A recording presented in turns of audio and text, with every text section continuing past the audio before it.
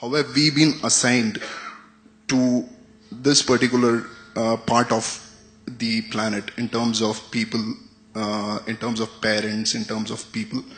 This is in terms of existence in this planet. And the other question is, which again triggers my belief in God, is who's the person who controls our life before we are born and after our death?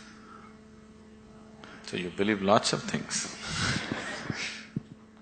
So you believe before you were born you were somewhere, after you're dead you're going to be somewhere else. Everything you believe. Too many assumptions.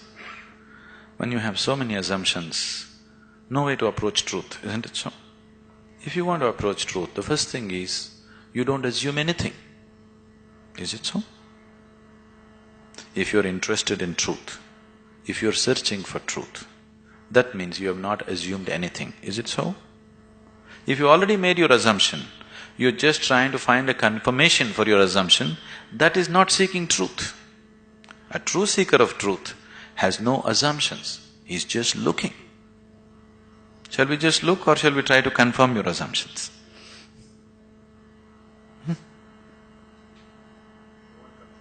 You want confirmation. You're right. Does that get you any closer? If I tell you your beliefs are right, does it get you any closer to truth? Does it? You feel better. Oh, okay, I've been right. But nothing gets solved, isn't it? Life doesn't get solved, does it? No. So confirming your belief systems doesn't mean anything. This is a big problem with human beings. They want to be right all the time. This is the biggest problem. In fact, it is the basis of all conflict in the world. I am right, you are wrong. This is the problem, isn't it? Isn't it so? What I believe is right, what you believe is wrong. Isn't this the basis of all problems in the world? Whether it's within the family or in the community or in the world or wherever? Yes? Shall we eliminate that problem a little bit? The first thing you need to do is, after all, they're your beliefs. And your beliefs are not original, picked up, isn't it? Your priest or mullah or father or mother, somebody put it into you, isn't it so? Picked up from somebody.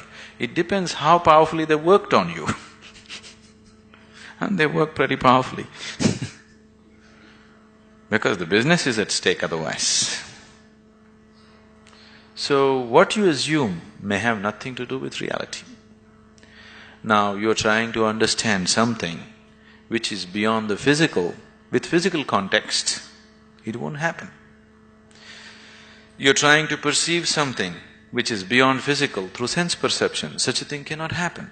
Now you want to measure the depth of the ocean, but you went with a foot scale.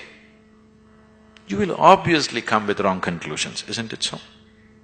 If you want to measure the depth of the ocean, your first business is to get the right kind of instrument. Yes? Yes or no? That's your first business, that's all I'm saying. You want to know something beyond the physical. First thing that you need to do is to have a perception which is beyond five senses, which can perceive that which is not physical. Only then you perceive. Otherwise you can only believe or disbelieve, isn't it? If I tell you, God is actually in my pocket, this many people can believe me? This is a ridiculous thing, oh, we don't believe that, but I can tell you a more elaborate story if you want, which we can work on and make you believe in, isn't it? Right now, God is in my pocket. This many people believe me, this many people disbelieve me. Have these people gotten any closer to God than they were before? Have they? Or have these people gone any further away? No, nothing changes, isn't it? So why are we wasting our time trying to confirm our assumptions? You must enhance your perception, because only by perceiving you will know. There is no other way to know. Is it so? You will know anything only when you perceive it. Till then you do not know it. Is that a reality? Is that a reality? People who are not on talking terms with me, is that a reality? If you perceive, you know. If you do not perceive, you do not know. You're unwilling to admit, I do not know, so you believe, isn't it? If you're just trying to pass the social test, belief is a good way to do it.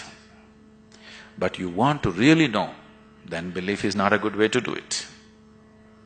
Belief gives you confidence. And fools getting confidence is dangerous. Do you understand? When idiots become very confident, it's very, very dangerous, isn't it so? Do you see? Intelligent are hesitant. Stupid are confident. Have you seen this? Great confidence. Because when you simply believe something, you will have great confidence. You will have no doubt about anything because you don't apply yourself to anything. You're 100% sure. You see George Bush, how confident he is? He's very confident, isn't it? Doesn't he seem like confident? Very confident. He came to India and declared, I am a believer, I am a true believer. I thought, you don't have to say it, can't we see? You must be a believer, otherwise you don't walk blind into situations. If you're somebody with sense, you would look around, isn't it? You would see what is there and what is not there, because you're a believer. Not just in God, in so many other things. The most sensible way to start your life is, what I know, I know. What I do not know, I do not know. Once you come to this sincerely, you will see your knowing will constantly go on expanding on a daily basis. Otherwise, the moment you believe, you are stagnant. Belief is death actually. Marx said, it's the opium. Religion is the opium. Because it puts people to sleep. He's very right. It's put people to sleep, isn't it? Hasn't it? Sleep is comfortable. What's wrong with it? Why sleep? Why don't you die? It is even more comfortable. Do you know that? Because anyway you're a believer, after all your God is waiting, why don't you go? Yes, isn't it? Because anyway you know when you die you'll go to God.